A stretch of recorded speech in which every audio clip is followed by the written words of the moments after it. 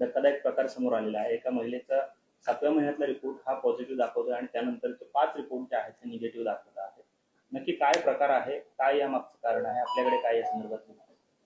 आता ह्या केसमध्ये असं सांगता येईल की आताच एक ताई आल्या होत्या, तर त्यांनी ही सगळी म्हणजे निवेदन आम्हाला दिलेलं आहे. ह्याच्यामध्ये आम्ही सखोल चौकशी करू, म्हणजे इकडच्या कुणाची चूक आहे ह्याचा शोध घेतला जाईल, जो दोषी आढळेल, कारण ही तशी खूप मोठी गोष्ट आहे.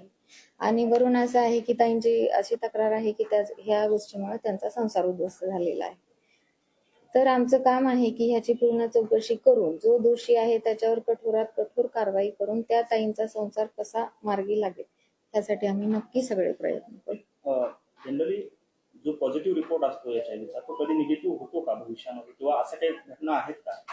नाही, असं नाहीये, कारण ते म्हणूनच तर त्याला लाईफ टाईम ट्रीटमेंट घ्यावी लागते.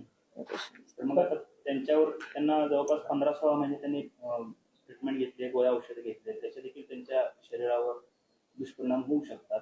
अनवॉन्टेड ट्रीटमेंट गेली तर अनवॉन्टेड ट्रीटमेंट त्यांनी सांगितलं की केस गळत आहेत, हातापायाला मुंग्या येत आहेत, काही ठिकाणी फंगल इन्फेक्शन होत आहे.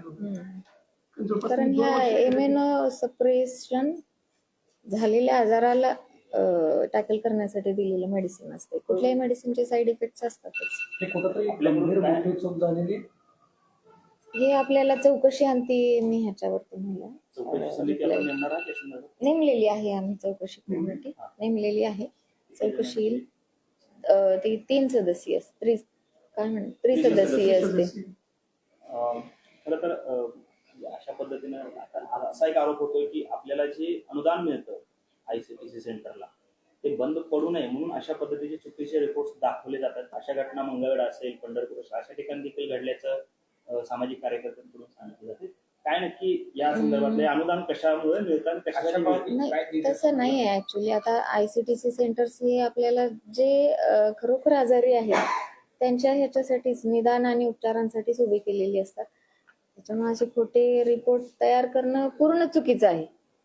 म्हणजे एवढा गंभीर आजार आला तर व्हायलाच नाही पाहिजे. इव्हन मेडिकल सिस्टीम मध्ये काही कधी एरर्स असतात आणि ह्या टेस्टला नसते. त्याच्यामुळे जे काही झालेलं आहे तो गंभीर प्रकार नक्कीच आहे. तरी आम्ही चौकशी करणार आहोत. नाही, तसं नाही म्हणता येणार.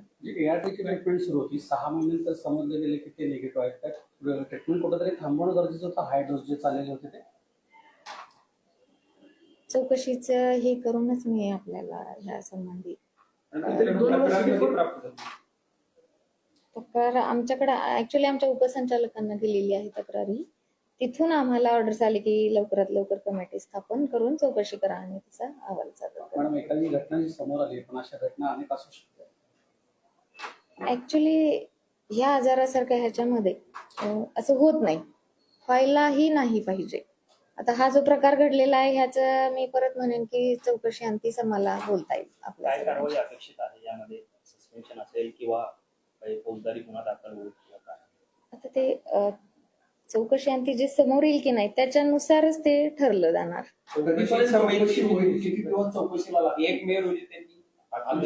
नाही, हे आठवडाभरात आम्ही हे करू प्रकरण मार्गी. थँक्यू.